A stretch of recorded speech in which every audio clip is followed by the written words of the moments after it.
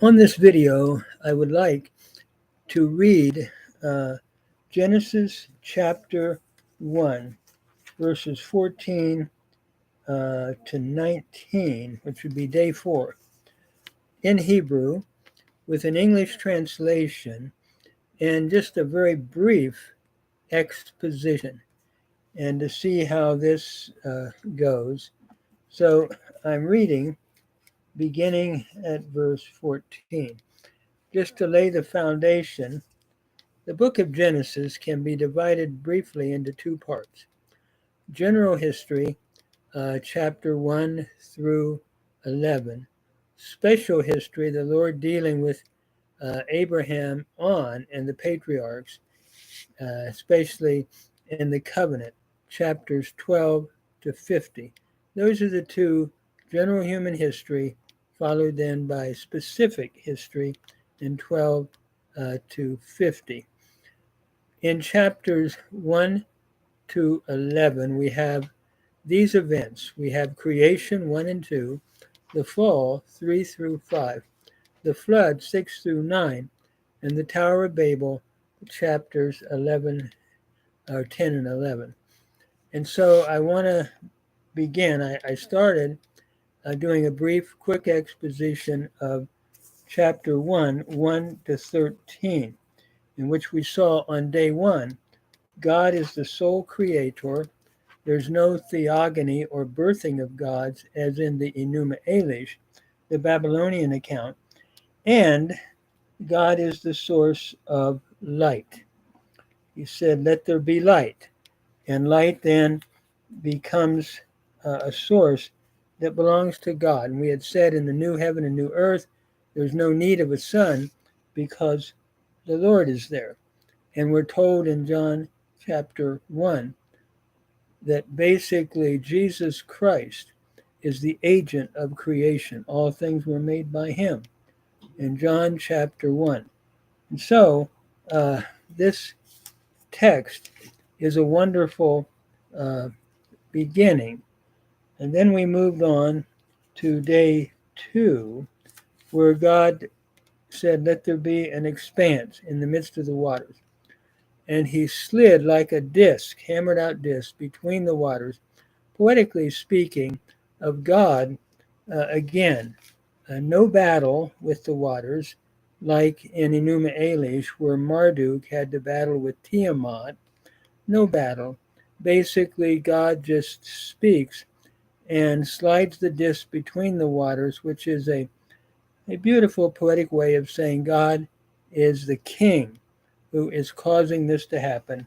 And we then have the heavens formed on day 2. The Rakia and Hashemayim, the heavens, are used interchangeably in the Hebrew scriptures.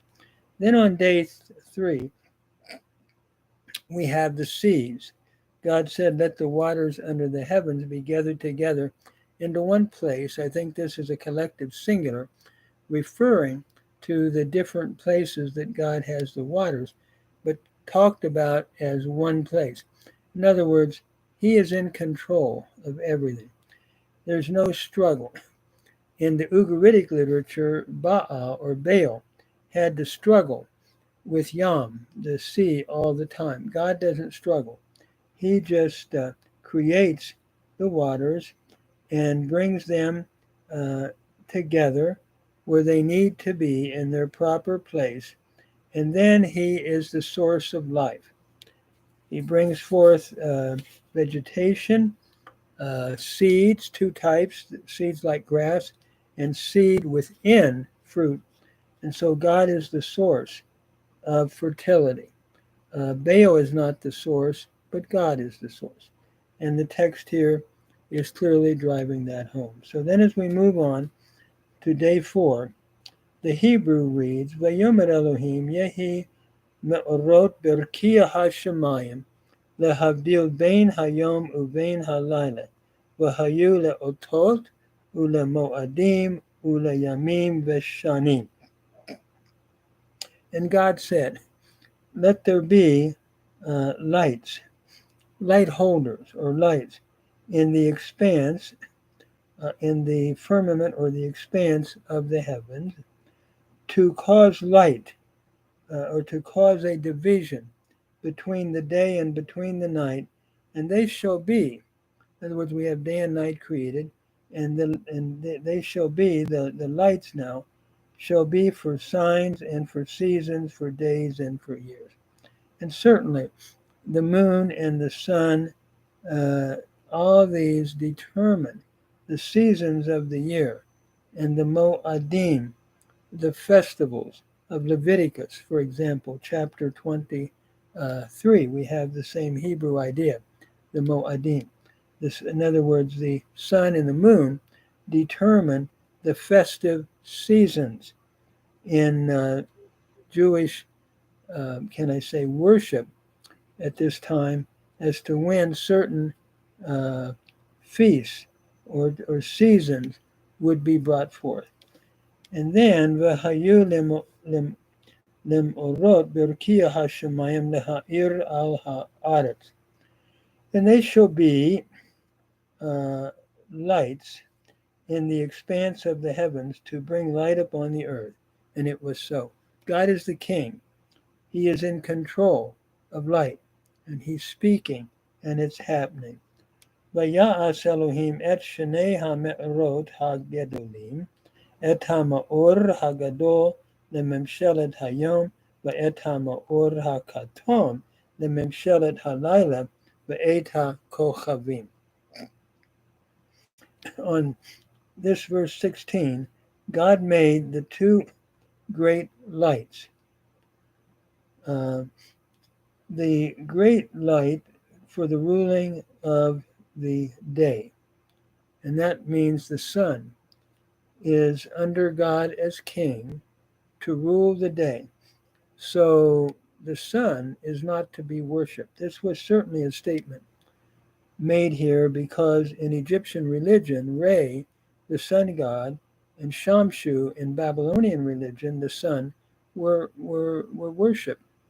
And what we're seeing here is that God is the one who is the king, and he is giving them permission, the sun, to rule over the day. They're under him. He's the king creator. And the little light for ruling of the night, that would be the moon, governing the night. And I get amused at the last phrase, V'et ha'kochavim. It's almost like, and by the way, he threw in the stars as well. Because the stars were also important, like Ishtar, for example, in Babylonian religion. And God just throws it in, and they are under him as the king. So you don't worship the stars, the sun, or the moon, but you worship the king creator, which is Yahweh, which is Elohim. And then in verse 17, Vayeteno tam Elohim berkiya hashemayim la'ir al ha'aretz. And God set them or placed them in the expanse of the heavens to cause light upon the earth. So again, notice God is placing them to bring light. He's the one controlling it all. Velimshol, and to rule bayom uvalayla, over the day and over the night, ulehavdil bein ha'oru bein ha'choshek vayar Elohim kitov. So he allows the night and the day, and basically he allows the lights to have their rule, but they're under the final ruler, God, who is the sole creator. And so they're to rule over the day and over the night, the sun over the day, the moon over the night, and to divide between the light and between the day. In other words, cause a division between night and day. God is the one who set this up. Vayad Elohim kitov, and God, after giving this command, saw that it was good. And the text concludes, day 4, Vayehi erev vayehi boker yom revi'i. And there was evening and there was morning, day 4. So this day especially is setting forth God alone as the source of light and as the king over the sun and the moon. So this is a statement clearly that the readers of Genesis, the early readers, would have understood. Let's worship the true king. We don't worship those that he has set up to serve us, namely the sun and the moon, to regulate our festive days and so forth, but we worship the one who is king over all of this. So don't worship Shamshu like the Babylonian sun god, or don't worship Re, the Egyptian sun god, but worship the one who is king over all of that. And don't worship any of the stars, like Ishtar, for example, but worship the one who is the creator of all of these heavenly lights. Now, making a New Testament application, again, I go back to John 1. All things were made by him, that is, by Christ. Without him was not anything made that was made. Since he is king as well, and as the source of the creation, as the agent, I should say, then he is the light that we're to worship, and not other lights. Jesus said, I am the light of the world, and he's the one that we are to bow down to, adore, and worship. So we're seeing God as a king on the throne, shouting out commands in this day 4 and saying, worship, the text is saying, worship the king. Don't worship the sun or the moon. They're simply, you're what the text is saying. In the New Testament application, the worship of Christ, who is the king of all creation along with Yahweh. What a wonderful application John makes in John 1.